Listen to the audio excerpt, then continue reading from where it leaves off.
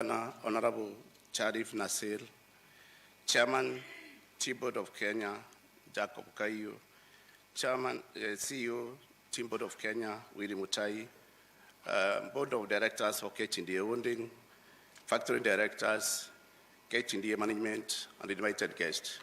All protocols observed. Ladies and gentlemen, good morning. It gives me a great pleasure, Your Excellency, to stand before you today as we welcome you to close this important induction workshop. This event has marked a significant step in our journey towards enhancing governance, leadership, and operational efficiency within KTDA. Your Excellency, we have taken this board of directors through our vision, the mission, the core values of KTDA, which has been stood for the last 60 years, so that from there they can take over the leadership, having been elected recently by the farmers, Your Excellency. I would like to extend a warm welcome to you, to all the guests and dignitaries, and the most important, Your Excellency, for gracing this occasion. It is now with honor that I wish to invite the Chairman KTDA Wounding to make his remarks. Thank you.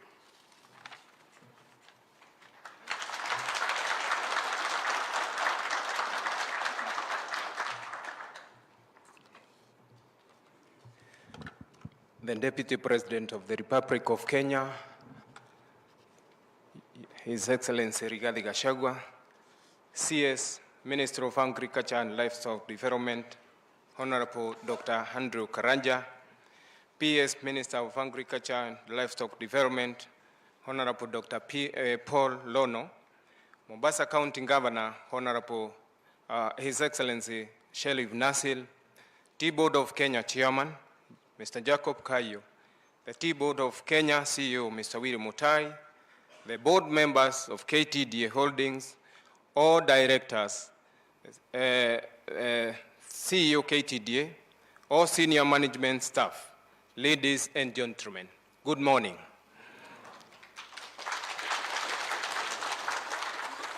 It is my honor and privilege to stand before you today as we mark the official closing of our Directors Induction Program.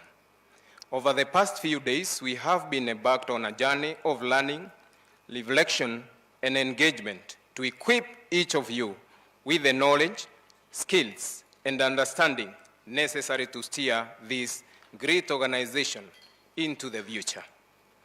We feel very privileged that your government, led by His Excellency Dr. William Samoei Ruto, has accorded us this immense support.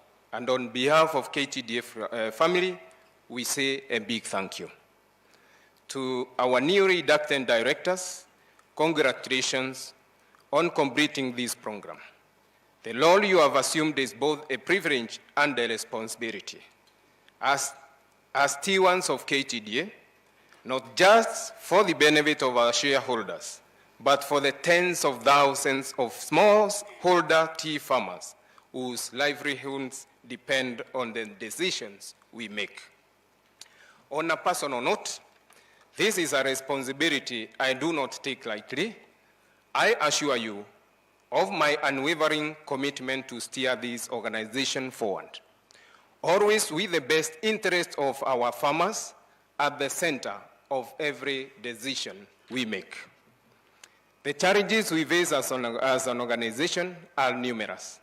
The global tea market is ever evolving, with fluctuation in prices, changes in consumer preferences, and the impact of climate change, all presenting significant challenges. But with these challenges come opportunities to innovate, to explore new markets, to enhance our production method, and to continue improving the welfare of our farmers. Even in the persisting challenges, we must ensure that the tea farmer reaps the benefits of their hard work. This is not just a duty, it is our mission. I commit to working tirelessly alongside each one of you to make certain that every tea farmer, whether in the west of Rift or east of Rift, sees the rewards of their labor. Our goal is clear. KTDA tea from every region of this great country must become synonymous with quality. Quality is the foundation upon which market access is built. And it is only by adhering to the highest standards that we can attain and retain markets while fetching the best prices for our farmers. However, the task of enhancing the quality of our tea is not one that can be done alone. It requires the collective effort of every director, every KTDA staff member, and every tea farmer. I implore all players in the KTDA tea value chain to join us in this cause, to ensure that KTDA tea from all regions becomes a beacon of quality. By collectively addressing tea quality, we will make our tea highly competitive in the global market, secure better prices, and reduce income disparities currently experienced by our farmers across the region. But quality alone is not enough. Our efforts to produce top-notch tea will only bear fruit if end product is successfully absorbed by the market. As a leadership team, we are committed to expanding KTDA market share. This will involve not only retaining our existing markets, but also empower new ones. I challenge each of you as directors to be innovative in finding new routes to take our teas to the market. I also urge you to explore mechanisms for making production more efficient, reducing wastage, lowering the cost of production, and minimizing profitability are key objectives that will ultimately benefit our farmers. Your Excellency, in the fertilizer subsidy program Your Excellency, in the fertilizer subsidy program has been instrumental in enhancing tea production for our organization. However, I must make a plea to the government through our dear chief guests, Your Excellency, to push for the fast tracking of the release of the subsidy funds that is remaining. The delays in the release of funds are negatively affecting our cash flows, creating deficits that we must address urgently. Additionally, we thank the government for supporting us in establishing a multi-user packaging facility in Nairobi, which will ease value addition costs for our factory, particularly in the East. As you step into your roles, I urge you to be guided by the principles of integrity, transparency, and accountability. These are the pillars upon which KTDA has built its reputation, and they must remain at the forefront of every decision we make. Our farmers, our stakeholders, our employees look to us for leadership that is fair, just, and visionary. I also encourage you to foster a culture of collaboration and teamwork. The strength of KTDA lies in our collective ability to work together towards a common goal. Let us always remember that the success of this organization is not the work of one individual, but the result of many working in unison. Thank you, and may God bless you all as we embark on this journey together. God bless you.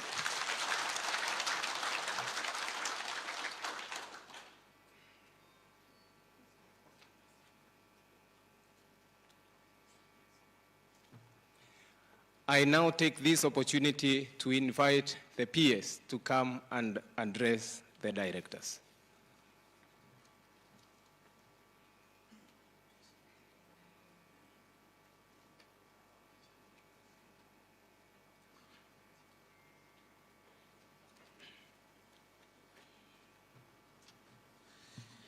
Yes, Your Excellency, the Deputy President, Honorable Rigathi Gachagua, the CS Ministry of Agriculture and Livestock Development, Dr.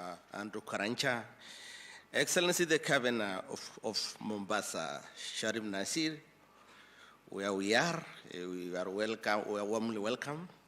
The Chairman of KTDA Holding, Enos Njero, the Chair of the Board, the CEOs present KTDA and the CEO of the Board, the Directors present here elected, ladies and gentlemen, good morning. Good morning. Yes, Your Excellency, mine is very simple, just to welcome the next two speakers. But before I do that, I want to thank you, Your Excellency, for the great support you give to this sector. I know you step in to sort out the coffee sector.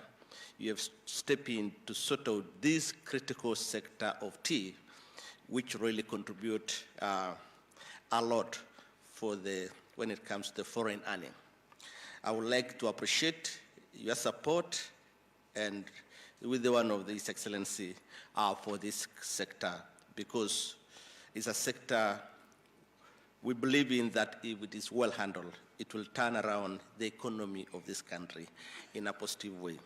I want to really thank and congratulate this new team of the directors of KTDA, the factories, for really winning your election. Congratulations, directors.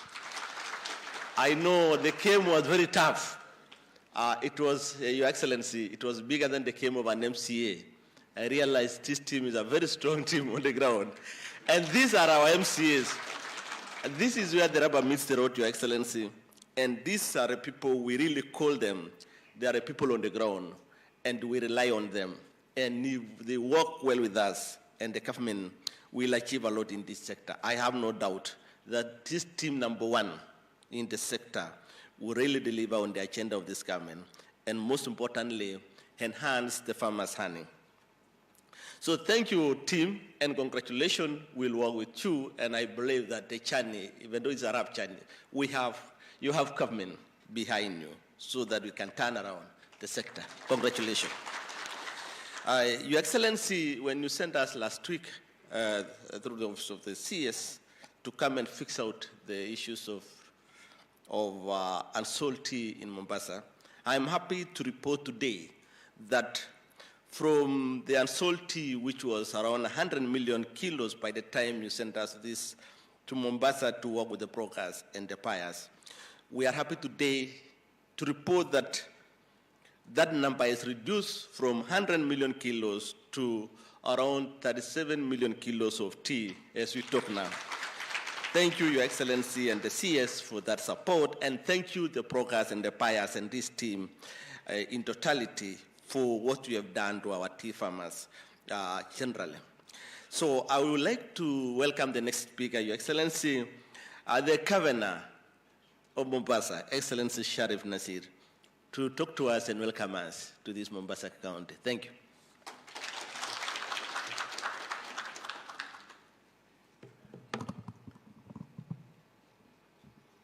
Asante sana. Your Excellency, allow me as well to be amongst those who will congratulate each and every one of you. You're leaders in your own right from the various factories that you represent, and you're coming here collectively. If nothing at all is a manifestation, this is a beginning of a bright future for the tea industry. Your Excellency, Mombasa does not grow tea.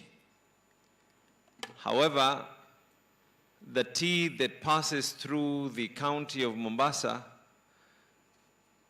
I can comfortably say that Mombasa handles more tea than any county in this country. This is where our tea warehouses are. This is where tea is mixed for purposes of export. So we have tea from every part of this country coming into Mombasa. We even have tea for purposes of mixing that comes in from other parts of the world. And Mombasa is a preferred destination because of our geographical location. Mombasa is a preferred destination because, you know, not to add on top of it as well, you have a governor like Abdul Samad that also adds value to that. But, Your Excellency, there is no doubt, after having said all that, that the interest of Mombasa in the tea industry is a direct impact on the economy of Mombasa. From the warehouses that are rented out, the staff that work in all these warehouses, the tea auction, from the various companies that do the mixing after having bought the tea, the premium tea from the KTDA and its farmers. You will even realize, Your Excellency, that even the hotels within the island of Mombasa, the sales have a direct impact on also the tea market. That means accommodation and everything else has a direct impact on the same. And I think ours is to try and facilitate and to try and assist as government. It would not be bad, Your Excellency. I want to congratulate the fact that we have subsidized fertilizer that is used on these very, very same farms. And probably, Your Excellency, in the same program that was being discussed about tractors being brought on board, it might not be a bad idea for the government to be able to invest in drones, in today's technology, invest in drones so that we can actually confirm that that fertilizer is optimized to its maximum. It might not also be a bad idea for us to invest in technology that can be able to give us smart climate technology. Your Excellency, one factor, and I met with the tea traders on this matter, we did raise it up with the national government on the same. One of the issues that is a factor is the cost of production. And when we say cost of production, it is not just power alone, but it is also in things like packaging and packaging materials. Where in other parts of the world, the cost of packaging material is extremely low. But because of various factors, including taxation as well, the cost of packaging in Kenya ends up at times being more expensive than the content of that tea itself. So for us to be able to compete with countries that are mixing tea, like the Middle East today, is one of the largest tea blenders and mixers in the world, is in the Middle East, and they don't even have, forget about tea, they don't even have the rain for them to be able to grow that tea. And I think we are asking the industry to take advantage. I know that the President and yourself are moving very fast to be able to ensure that Dongo Kundu is up and running. The county government of Mombasa itself has its own SEZ that we are hoping to be able to launch very soon. It might not be a bad idea for a whole area to be set aside for purposes of having a multi-user tea mixing facility. And maybe, Your Excellency, if you could be able to reach out to the relevant ministry for trade and industrialization, that the tea industry is given a sector where they can be able to put up a multi-user facility so that the industry can be able to appreciate and attract the SEZ incentives that are there so that they can be able to compete with the other countries within the world. And lastly, Your Excellency, because I know we are going somewhere else to the showground actually, sije watu wakashindwa tunaenda wapi, tunaenda show. But we have one rule, and I have tried to pass this through IBEC, and we are hoping that you will support us in this rule. And our rule, Your Excellency, is very simple. We are hoping that when someone comes to Mombasa, they finish their money in Mombasa. So please, in your kind words, as I usher you in, please remind them the allowances that they have been given, please let them finish them here in Mombasa. If any of you needs a fare to go back home, we have a whole government here. Tuko na wizara, tuko na county commissioner, tunaweza kuwasainia voucher, tukawakopesha, mutaturegeshea mukifika. Thank you very much. Karibu sana, Your Excellency.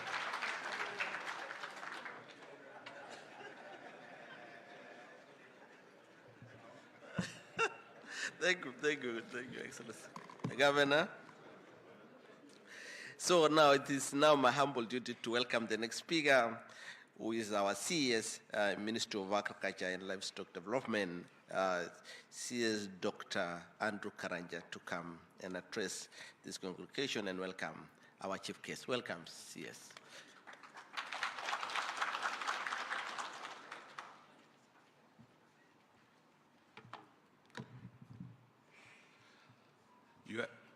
Your Excellency, the Deputy President of the Republic of Kenya, Honorable Rigathi Gachagua, His Excellency, the Governor of Mombasa, Sharif Nassir, Chairman, Directors, CEO, T-Board of Kenya, Chairman, Director, CEO, KTDA Limited. Ladies and gentlemen, hamjambo? Muko? Yes. First of all, let me take this opportunity to congratulate all the directors for being newly elected. As it has been said, elections are not easy. So you have, and now you are being inducted. So welcome and congratulations. I am delighted, Your Excellency, to join you this morning in this very important program of inducting newly elected directors of our smallholder tea factories managed by KTDA. And as we congratulate them, we note that they have a great responsibility to serve the smallholder farmers. And Your Excellency, following my appointment by His Excellency the President, my first stop was in Mombasa, because on 16th of August, I came here to discuss with the stakeholders on the best way forward in addressing some of the challenges of the unstored stocks at the tea auction. And when I was being vetted by the registrators, I promised them that we will be able to look at that issue and other issues affecting the tea sector. And it is good to note that tea is the largest subsector in my ministry. So I cannot keep my eyes off the tea sector. It is very important. It holds a great number of farmers, almost 800,000, and various stakeholders. So directors, we have a big responsibility, especially to our farmers, the 800,000 of them. So we share that same responsibility with you, and we walk the journey with you. I promise you that we will be together to make sure that the industry achieves its targets. What are the targets? I would like to share with you what are the targets from the national government, from where we stand. And as part of the bottom-up economic transformation agenda, which we call BETTER, tea is one of the value chains which we want to promote, and we have given priority. And we have 3 key targets, which is my responsibility and also the responsibility of the directors and also the stakeholders in the tea industry to achieve. One is to increase earnings of smallholder farmers from the current 59 shillings per kilogram of green tea to over 90 shillings by 2027. 59 to 90 by 2027. Your Excellency, we are almost there. We are gauging up there, but the journey is challenging.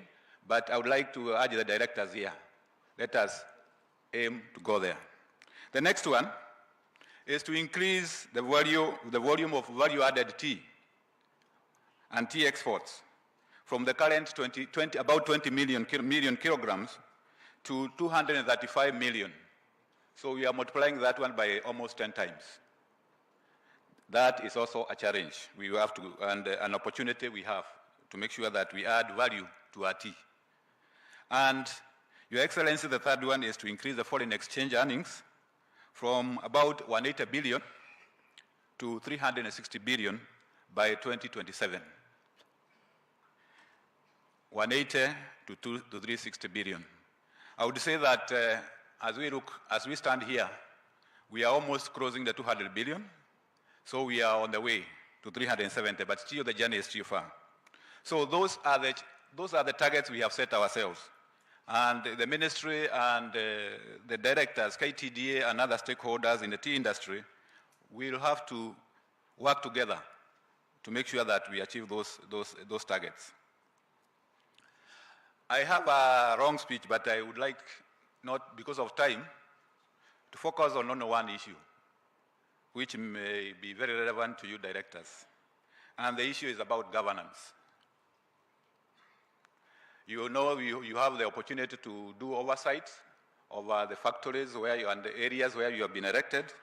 And it is very important that we emphasize the need of good governance, because good governance also has its implications in terms of the cost of doing business, in terms of social inclusion, in terms of what you do with the other stakeholders. So we would like to emphasize and the ministry would like to emphasize the issue about good governance practices. As directors, you are the focal points of the corporate governance practice in your factories. And you are accountable and responsible in the performance and conduct of each of the factories. You are given this enormous responsibility to do the oversight, and we would expect you to emphasize that. And I'm sure during this induction, that has been emphasized to you. It is often said that corporate world that good ethics is good business. So if you do good ethics, good governance, you are doing good business. So I would like to urge you that you emphasize that in your everyday activities. So without much ado, I would like now to ask you to be all upstanding as we welcome our chief guest, His Excellency, the Deputy President of the Republic of Kenya, Honorable Rigathi Gachagua. Welcome, Your Excellency.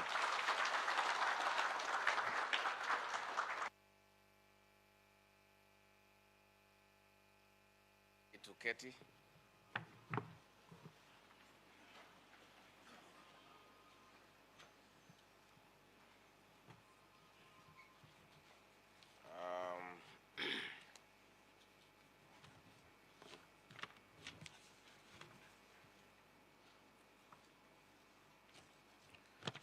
Our CS for Agriculture and Livestock Development, Dr. Andrew Kamau,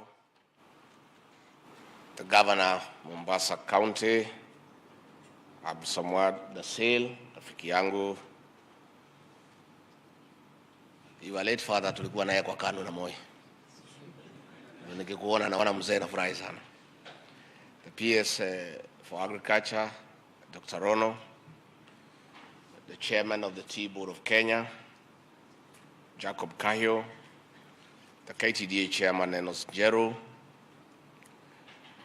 all members of the Board of Directors,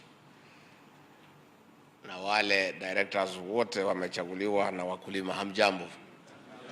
Hamjambo tena.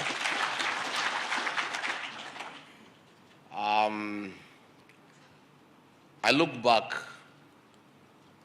with nostalgia to the pre-election period in 2022, when the Kenya Kwanza team went around the country conducting economic forums to collect public insights which informed the bottom-up economic transformation agenda. A lot was said during those forums, and it is the wish of the people that will fulfill those promises. With limited resources, it is key to have priorities. Another agricultural pillar, tea is one of the priority crop value chains that is selected. From the economic forums, the voice of our farmer was clear that farmers need more money in the pocket. Additionally, the Tea Reforms Conference held in Kericho in July 2023 was a first step in the continuation of this conversation. Together with the farmers, we agreed on key resolutions on what needs to change to this reform, to this subsector. These resolutions were farmer-centric in the spirit of the public participation requirement in accordance with our Constitution. The Kericho resolutions were organized based on a value chain approach of production, processing, marketing, value addition, institutional, policy, and legal reforms. At a high level, under the production thematic area, the resolution centered on re-establishment of the Tea Research Foundation, farmer extension services, and soil testing. On processing, standardized processes for harvesting and handling of green leaf, carb tea hooking, establishment of quality assurance framework, harmonized power tariffs between KTDA and Kenya Power, and investment in orthodox processing. Under marketing, we agreed on national branding of Kenyan tea, review of reserve price, timely payment to farmers, and leverage on commercial diplomacy in our Kenyan missions abroad. In value addition, KTDA was to increase sale of value-added tea from the current 1% to 40% by 2027. For instance, Sri Lanka, one of the world's largest tea producers, does 50% value addition. Finally, institutional policy and legal reforms included the withdrawal of court cases, improved corporate governance at KTDA, and full implementation of the Tea Act. The current status, as we stand here today, where are we on these actions? The matter of court cases, which was a big challenge, has been resolved thanks to the mediation efforts initiated by the Tea Board of Kenya, leading to the KTDA elections, which you people won. Napongezi, congratulations. Najua waziri, kushinda uchaguzi hata ya kiti ya Munanda ni kibarua. Na wale sisi ndio watu ya kuchaguliwa, we know it is not easy to get elected. It doesn't matter how small, kama ni ile ya tea buying center, kama ni ile ya director. Watu 100 wamelala nyumba tofauti. Kuamuka asubuhi na bado kutana kusema wewe ndio unatosha ni kibarua. Si iko namna hiyo? Ni kibarua. Kwa hivyo tunasema pongezi na tunaheshimu nyinyi kwa kuchaguliwa. For the most part, that is the only achievement we can celebrate more than 1 year later. If put on the spot to explain this to your employers, the farmers, can you? What is the cost benefit to farmers for the financial resources you have consumed in directors' expenditure, foreign and domestic, loss-making subsidiaries? Mtaambia nini wakulima? That is why we want to talk to you as we congratulate those who have been elected. Wale wamekuja ndio tunataka tusungumzie, because we did not get it right. And we believe the new directors will come with new ideas so that our employer, the farmer, can benefit. And that is the reason I chose to come and speak with you You know I'm a truthful man. Mnikubalie tu niambie nyinyi ukweli. Sababu hata nisipomwambia mtaambiwa na wakulima.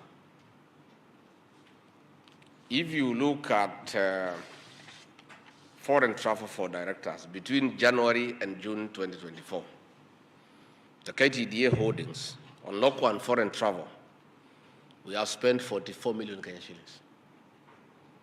44. Directors of Kenya holdings. Between January and June. Na hii pesa yote itakatwa kwa mkulima. Kwa hivyo, mimi naomba nyinyi, as you settle down to work, let us put effort on how to reduce expenses for the directors. Ndio mkulima apate haki yake. Sababu mkulima akikufa roho atang'oa majani chai. Aking'oa majani chai hakuna mtu ya kuchagua na uchumi wetu utazoroteka. We must agree that we must have a candid conversation about the cost of production per kg of tea leaf. And the only way to put money in the farmer's pocket is to look for better markets, better prices, but the most doable, which is in your hands, is to bring down the cost of production. You may not have control of our world prices. You may not have control over new markets, but in your hands as directors, you can control the cost of production kwa kupunguza iteremuke, so that that benefit can go to the farmer. How do we as a country produce high quality tea? How do we sell our high quality tea for a high quality return, which goes back to the farmer? If we can choose these two things, then the reforms have been successful. Anything short of this is a fail. However, we are faced with historical challenges which we have produced poor results, like huge stocks currently at the warehouses, where I plan with the minister to visit later this afternoon to look at the stocks lying there for a long time and find out what is the problem and try to work with KTDA Holdings and all stakeholders with the Tea Board of Kenya. How do we move these stocks for the benefit of the farmer?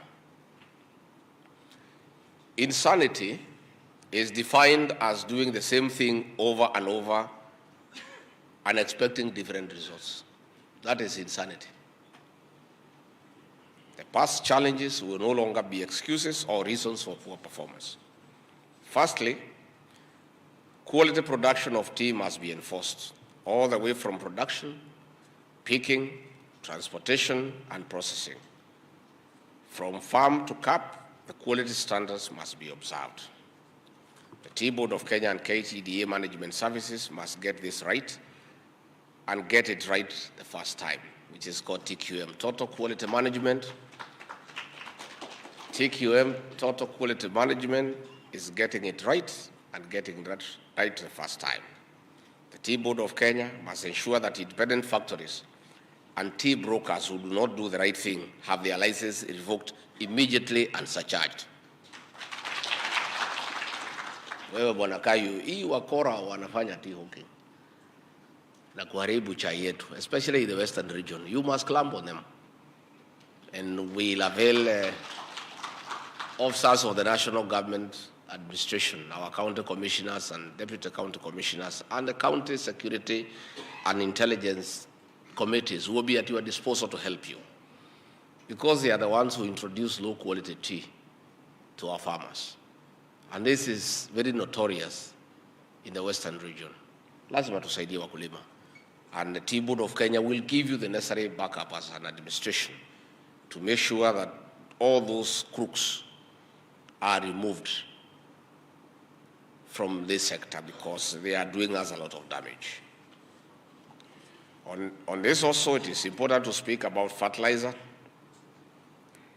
We are buying what we have always bought, which sometimes defeats the purpose. Subsidized fertilizer is one of the government interventions to increase production, which translates to increased returns for farmers. KTDA is on record charging government huge amounts for fertilizer subsidy. However, the fertilizer being bought today is not backed by new scientific soil testing evidence to say that is the right thing. We are using the old results. Please, let's test our soils and get a proper recommendation on the most effective type of fertilizer. I alone, we had a fight, a big fight with maize farmers because they have always used DAP. But on testing the soils, it was found that DAP is not appropriate because of the soil acidity.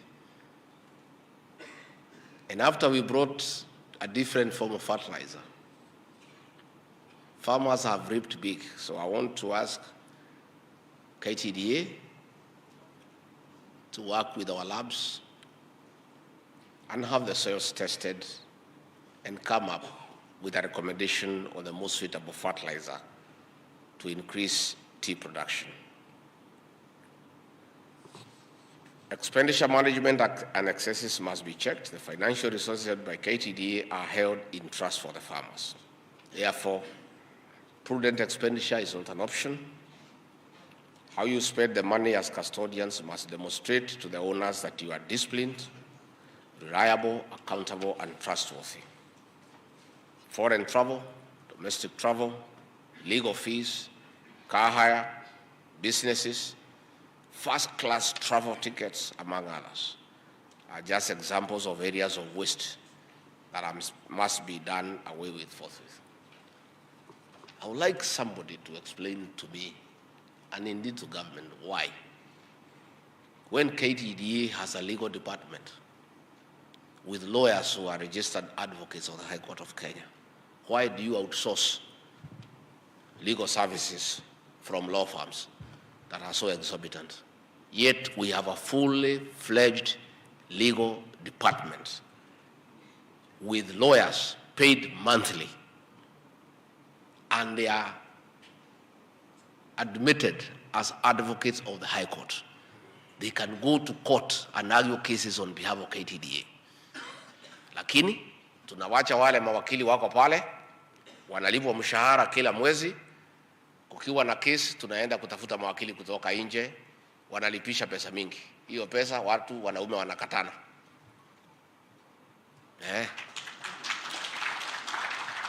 Tuseme ukweli ama tusiseme? Tuseme tusiseme? This must stop. Hatuwezi kubali. And let me say also, I've heard a few directors saying that KTDA is an independent company, serikali isiingilie. Lakini you serve 800,000 farmers. How 800,000 farmers are Kenyans na wako na mwenyewe. Wako na mwenyewe. They are somebody. Ni wetu, ni wa serikali. It cannot be. When we negotiated these cases, out of court settlement, the kind of money the lawyers are asking for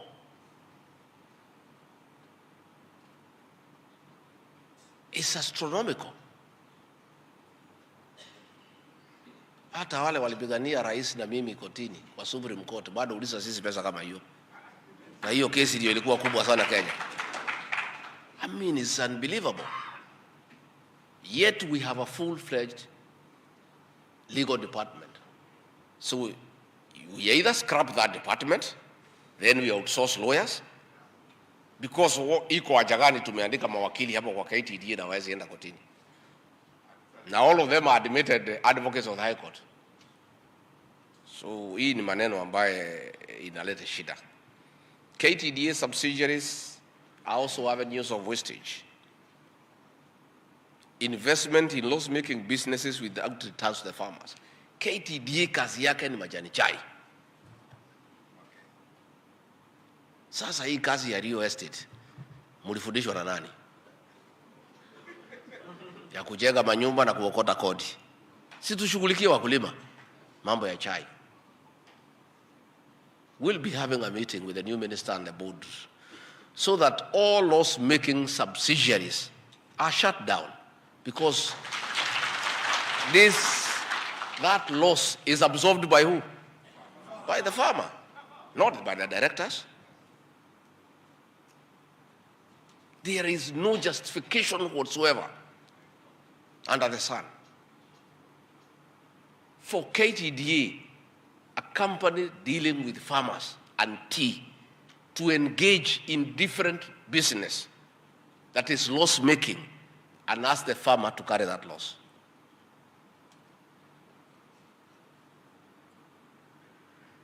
Najua wengine hamunipendi, lakini mimi sasa si lazima nipendwe. Si Pastor Dokas ananipenda. Sasa iko haja gani mimi kupendwa na wanaume?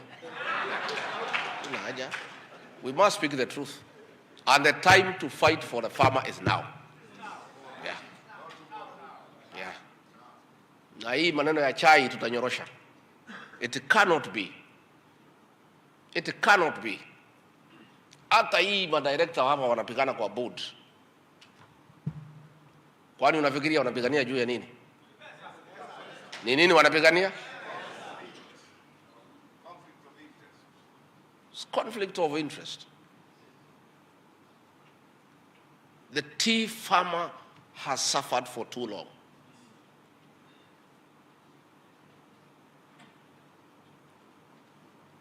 Sasa mgongo ya mkulima imevunjika, anaendelea kuwekelewa magunia juu.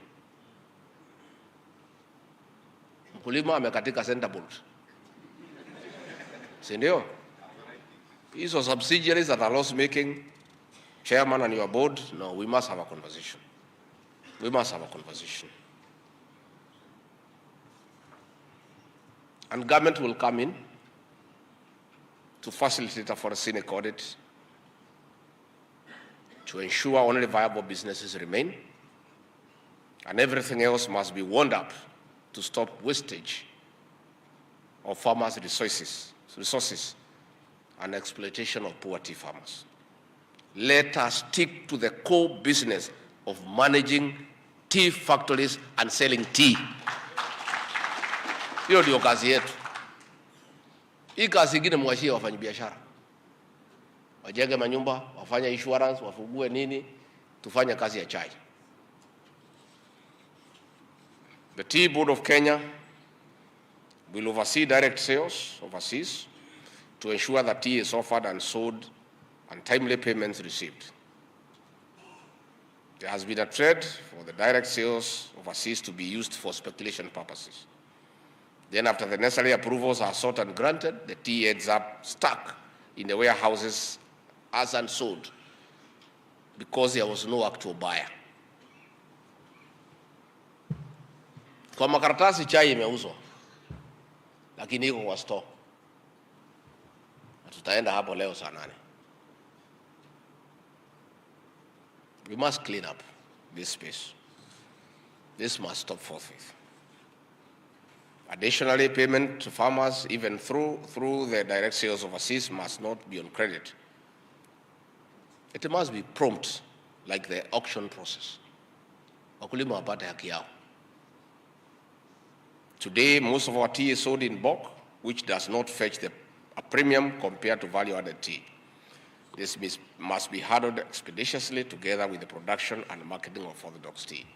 We as an administration, we are willing to partner with you and the county governments to Saidiane to install orthodox tea production lines because it fetches higher return for the farmer. We are willing to put in money together with the county governments and yourselves to Saidiane. And the recommendations from the inspection report of the revitalization of the tea subsector established in the previous administration, pursuant to Executive Order Number 3 of 2021, is a good place to start the operational and administrative changes needed to streamline this space. I've directed my Chief of Staff to spearhead this process for execution. Kama kuna mtu aliiba kitu ya wakulima, utalipa. Alipa. The records are there, tutafuatilia. Finally, my call for all of us is to work together to turn around this subsector. And for that to happen, KTDA must be run professionally and profitably. The hundreds of thousands of tea farmers across Kenya elected our government because they believed in it. Our collaboration will lead to increased accountability, enhanced transparency and prosperity for our farmers, and ultimately build public trust in government. Mimi nikiongeza tu kidogo niseme wale mlichaguliwa pongezi. Tafadhali mfanyie wakulima kazi. Na pia in the spirit of democracy, the majority have their way, the minority have their say. Asiyekubali kushindwa si mshindani. Wacha wale walishinda tuwaunge mkono. We support them to succeed for the benefit of the farmer. Wale ambao hawakushinda, you will have another day. That is the way it goes. Na hakuna haja ya marumbano, hakuna haja ya kelele, hakuna haja ya fitina. Wacha tukubali uchaguzi umeisha, na asiyekubali kushinda si nini? Kushindwa si mshindani. Let us embrace democracy. Elections are over. Let us work for the farmers. And we as an administration, the chairman, I know we owe you some money ile fertilizer. We are also in difficult space because the money we give you for subsidized fertilizer tunaokota kwa Wakenya. Hakuna pahali iko store ya pesa ya serikali ya Kenya ati inaenda kufunguliwa kutolewa. Tunachukua pesa asubuhi, tunakupea saa 8. Tusipochukua asubuhi, hatuna kitu ya kupatia saa 8. It is that simple. That's the way, you know, some people don't understand the way government finances work. It's revenue and expenditure. The revenue you get from the Kenyan taxpayer through taxes. And then you give it to the ministries and departments and organizations to spend. You only spend that which you have. So we are in a difficult fiscal space in the sense that we are collecting slightly over 2.2 trillion. Then we have a huge public debt that we pay every day. We have salaries, we have recurrent expenditure, and we have the other level of government, the county governments, whom we are giving like 400 billion shillings a year. So we are in a tight space. So we disburse monies as they come. So we look for, once we are in a better space, we'll be able to pay what we owe, but we want that benefit to be passed to the farmer. So governor umesema hawa watu watumie ile pesa yote wako nayo hapa Mombasa, nimekubaliana na wewe. Lakini wanasema imeisha. Sasa una bahati, umefurahia ya mwaka huu. Hao watu sasa warudi mashinani. Mambo ya kuja Mombasa tena hakuna haja. The induction is over. Si mumesoma? Sasa mwende mfanyie watu kazi. Kuna haja ya kuleta hii watu yote hapa Mombasa tena. Kwa sababu sasa wamesoma, wameerevuka, wameelewa kila kitu. Sasa waende wafanyie wakulima kazi. Na mimi siwezi mwambia hao wasikize ground kwa sababu hao ndio ground. Si nyinyi ndio ground? Si mimi nasema watu wasikize ground. Ground inasema wakulima wa chai. Ground, uliza mimi, nimetoka huko jana. Inasema tupunguze gharama ya production. That is what the ground is saying. Inasema wakurugenzi wawache kuingia first class kwenda ng'ambo. Hiyo ndio ground inasema. Naona hapo mpigi makofi. Hata msipopiga makofi, hivyo ndivyo ground inasema. Na mambo ya ground ndio mwisho. Many people don't like me because I say what the ground is saying. And sometimes what the ground is saying is not very pleasant to leaders. But that is the truth. Tafadhali, justify the trust the farmers put in you. Watu kuamuka mapema, kwenda kusema wewe ndio unatosha, unafaa, ni heshima kubwa sana. It's a very big respect umepewa na mkulima. Angalau na wewe umsaidie aweke kitu kwa mfuko, asomeshe watoto wake, ajenge kanyumba nzuri, aweze kujilipia hospital bila akipata kuugua. Hiyo ndio ile kibarua iko mbele yetu. So please, I want to encourage you to work hard. I want us to have better prices. I want us to have a huge bonus, so that tukitangaza bonus. Last year nilifanya party ya bonus, so that tukapongeza those factories that had done very well. Let us work towards a better bonus pay for our farmers. But most importantly, let us be men and women of integrity. Let us not thrive on the sweat of the farmer. Usikuwe wewe unaona mkulima akikonda, itakuwa na makosa. So mimi natakia nyinyi mema. I'm sorry if I'm too hard on you, but I'm just that way. Hapa nimekosa, munisamehe. Nimekosa. Si lazima tuseme ukweli. Hiyo ndio ukweli. Hao wakulima wa chai wanaamuka mapema, wanachuna chai, wanapata arthritis. Payment ikija inakuwa deducted ile loan, ikija ile ingine iko loan. Wakulima wanaendelea kukwisha na kufilisika. Miaka nenda, miaka rudi. So we must feel for our farmer. Na tukiumiza hii mkulima, nani atalima chai?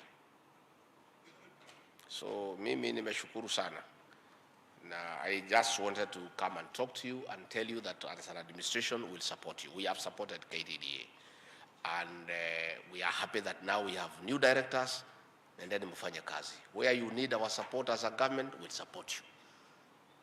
Tumesaidiana, makesi imeondolewa. We can now implement the Tea Act properly for the benefit of the Kenyan farmer. So sisi tuko pale kama serikali to give you support. And why we are interested in this sector is because of the 800,000 tea farmers who are the people of Kenya. So as an administration, lazima tukuwe na interest on what is happening in the subsector. Again, we have told our ambassadors and high commissioners to look for new markets. We are looking at Pakistan, we are looking at Egypt, we are looking at Iran. We have challenges in Sudan. Tutaendelea kusaidiana kutafuta soko, so that we can be in a better place. It's here wengine, you have problems with independent directors, that's okay. But this is the law, so what you do is very simple. You look for somebody to move an amendment in the National Assembly and the Senate. Ikiondolewa, you just comply. As it is, that is the law. Hayo hii sheria unajua imeundwa. If you are not happy with any clause in the law, there is only one way out. You look for an amendment in Parliament, so that we are orderly. Let us be people of the rule of law. Let us do things in an orderly manner, so that this sector is stabilized, so that we are able to make progress. Mimi nimeshukuru sana. Again, viongozi, nataka kuambia pongezi kwa kuchaguliwa. Najua hii uchaguzi ya chai ni kali hata kuliko general election. When I was a member of parliament for Madera, hata mimi hii uchaguzi ya chai na sichaguliwi nilikuwa natumia kitu, so that the right fellows are elected. Ambaye hawanipigi, because wako na a lot of influence. You know? Hapo Rigathi Tea Factory, Na nyinyi watu ya Rigathi natafuta nyinyi. Kwa sababu your cost of production is very high. Na sitaki kwenda kulima nyinyi kwa raia. Na mnanijua. So I used to get interested in what is happening in Rigathi Tea Factory and Dima. And the elections were very heavily contested. Because wakulima wanakupatia their livelihood uchunge. So it's a tight election. So mimi nataka kuheshimu sana nyinyi kwa sababu kuchaguliwa hapana mchezo. Kuchaguliwa hapana mchezo. Mtu asikudanganye PS. PS, have you ever been elected? Hii uchaguzi ni kali. Hii ya chai hii ni kali sana. Si iko namna hiyo? It's tough. It is tough. So ndio sisi kazi yetu ni kuheshimu watu wamechaguliwa. Na nyinyi mfanye kazi. Please work hard. Change people's lives. Let the farmers say at the end of your tenure that they made the right decision to elect you. Then they can re-elect you again. Si tumekubaliana? So sisi naenda huko show. Ukipata nafasi pia mkuje kwa show muone ile mambo iko Mombasa. Na hapa Mombasa iko mambo mingi, so mjichunge.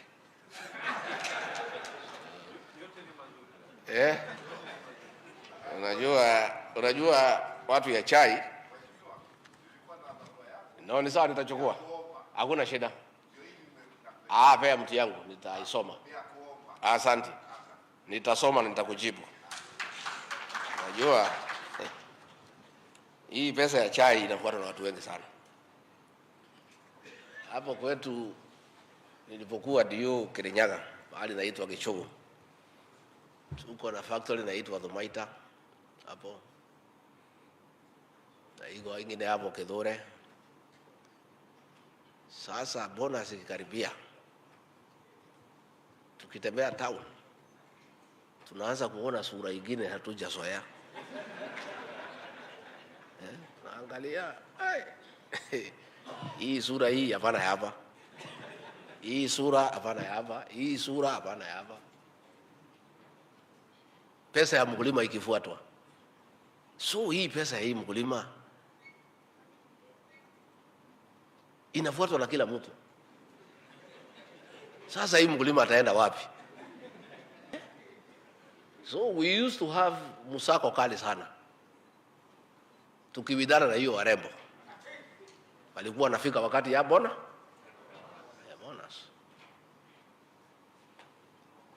Wazee wamepotea kwa boma mpaka pesa ya bonus hii ishe. So this tea farmer must be protected. Because he is under siege from every corner. Kutoka chini, kutoka juu. Sasa hii mkulima ataenda wapi? So at least nyinyi, tafadhali, wacha watu wetu ya security wangangana na hiyo watu. Isikuwe ni nyinyi mnataka kitu ya mkulima. Kwa sababu nyinyi, you are the custodians ya kitu ya mkulima wa chai. Wacha tungangane na hiyo watu wakati ya bonus. When is the announcement for bonus? From next week. So tutakuwa na kibarua. We'll ask our people, our security people, to be on the lookout kwa hiyo watu. Tutafunga mabaa mapema. Na hiyo watu yote wanaonekana wageni tuwaambie warudi pahali walitoka. mpaka bonus iishe. You know? And we ask farmers also to be good people. Hii pesa mumelima mwaka nzima na mama na watoto. Sasa hii watu wengine wanakuja kukula. Hakuweko siku ya kuweka mbolea. Siku ya picking they were not there. Siku ya kupeleka buying center they were not there. Wanafika tu, saa ile pesa imefanya nini? Kwa hivyo we must protect our farmer. The tea farmer is under siege from every corner. And we as an administration will do the best to make sure that we protect our farmers. Asanteni sana, Mungu awabariki. Thank you very much. Mheshimiwa Naibu Rais, ukisalia jukwani.